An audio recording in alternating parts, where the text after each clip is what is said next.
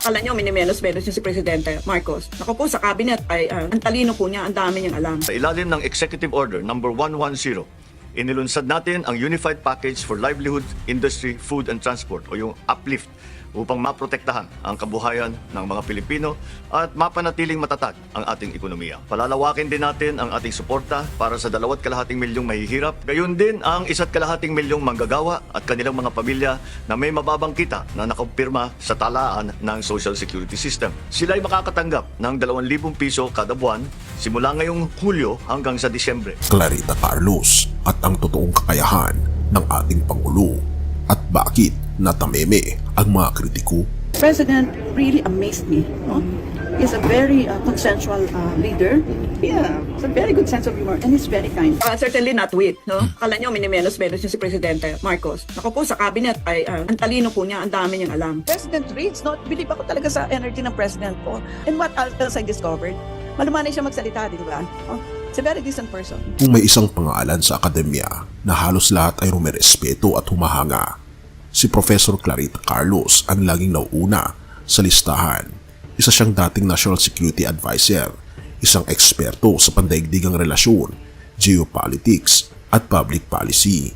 Kilala siya hindi lang sa Pilipinas kundi pati na rin sa international komunidad dahil sa talino, lawak ng kaalaman at matapang na opinyon. Kahit kapag nagsalita siya, lahat ay nakikinig. Pero nagkaroon siya ng payag tungkol sa Pangulo na tila nagpatameme sa mga kritiko. Maraming nagsasabi na ang Pangulo raw ay walang kakayahan, na kulang siya sa karanasan. Pero, at ito ang nakakagulat, hindi lahat ay nakikita kung ano ang nangyayari sa likod ng mga nakasarang pinto. Sabi nila, hindi raw siya graduate ng prestigyosong universidad. Pero sa kabila ng lahat, isang pahayag ni Carlos ang umalingaw-ngaw. Hindi masyadong kumakain ang Pangulo. Nag-aaral siya ng mga dokumento habang tayo nasa hapagkainan.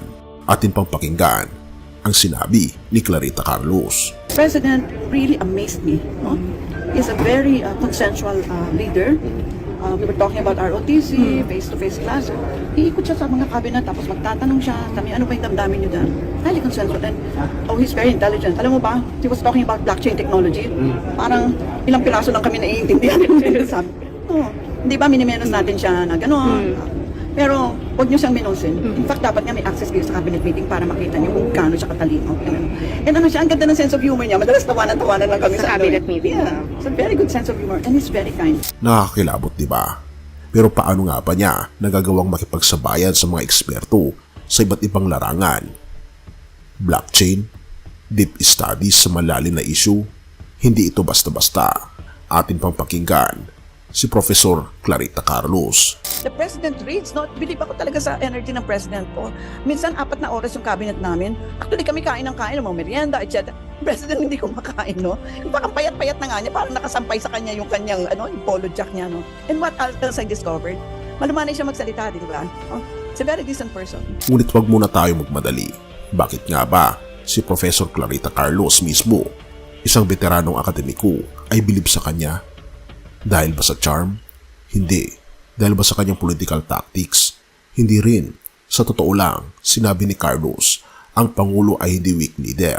Kalmado siya, pero napakatalim ng kanyang mga pananaw. Kung tutuusin, kalmado ay hindi salitang ginagamit sa mga lider na hinahangaan.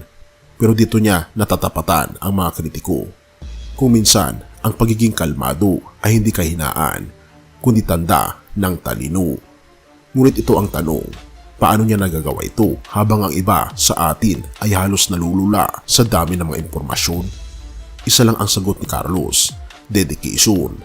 Samantalang tayo ay abala sa pagbibigay ng opinyon sa social media, ang Pangulo ay nagpababad sa mga dokumento, hindi dahil siya'y pilit, kundi dahil nais niyang maunawaan ang lahat ng aspeto ng issue. Kahit ang mga batikang kritiko ay tila napapaisip, kung ganito siya kaseryoso, bakit hindi natin ito nakikita?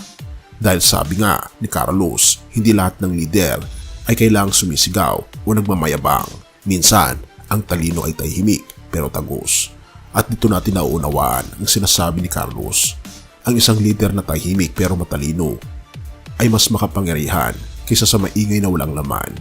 Kahit habang iniisip ng marami na ang Pangulo ay kulang, Hindi nila alam na siya ang tipong nagtatanim ng tagumpay na bunga sa tamang panahon.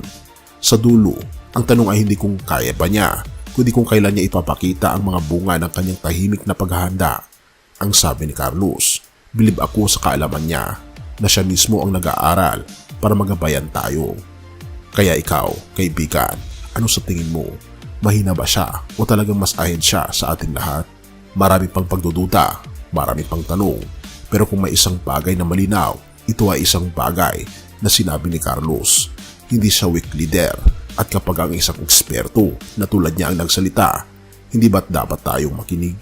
Atin pang pakinggan si Clarita Carlos. How do you consider him as a leader? Certainly not weak, no? Akala nyo, minimenos-menos yung si Presidente Marcos. Ako po, sa cabinet ay ang talino po niya, ang dami niyang alam. Yung pong nakwento ko na sa iyo, Carl, nagdi-discuss kami ng blockchain technology. Parang tatlo lang kami ni Fred Pascual, the President, and ako, ang nag-uusapan. Kasi mahirap talaga intindihin niya. Ibig sabihin, ba't yung minimenos si Presidente porque hindi man nakatapos ng ng whatever, no? Bakit? Ang dami rin naman hindi nakatapos eh. Si Zuckerberg, si Elon Musk, si mahaba yung tinahan na yan. Huwag natin sukatin ang tao sa dami ng diploma. Alam mo, sa akin, that was an excellent approach, no? And hindi po weakness yan. Style lang niya. Hindi naman po pwede siyang, yun yan talaga yung style niya, tapos mag-alasangano siya. Yeah. Hindi po yan pwede. Pero, ang limiin niyo po, yung produkto. Like ngayon, gumawa siya ng ICI, tingnan niyo po yung produkto and labeling him weak or whatever. It's a non-starter. Kawikaan 16 verse 9, ang tao ang nagbabalak sa kanyang isipan, ngunit ang Panginoon ang nagtutuwid ng kanyang mga hakbang. Sa gitna ng mga pagsubok at opinyon ng iba, ang tunay na lakas ng leader ay hindi nasusukat sa ingay ng kanyang salita, kundi sa lalim ng kanyang dedikasyon at karunungan. Ang ating Pangulo, tulad ng sinasabi ni Professor Clarita Carlos, ay kalmado ngunit mapanlikha sa kanyang mga hakbang.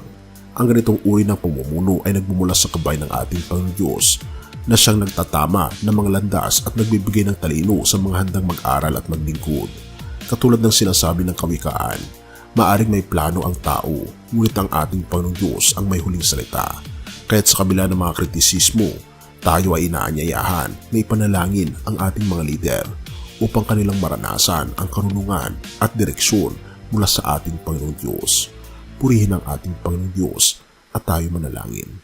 Ama naming Diyos na makapangyarihan sa lahat, salamat po sa biyaya ng karunungan at pag-asa na patuloy mong ibinibigay sa amin. Pinupuri ka namin sa buhay ng aming mga lider, lalo na sa aming Pangulo. Sa kabila ng mga hamon at paghuhusga, naniniwala kami na ikaw ang gumagabay sa kanyang mga desisyon. Naway patuloy mo siyang gabayan, bigyan ng lakas, talino at tapang upang may sakatuparan ng mga plano para sa aming bayan.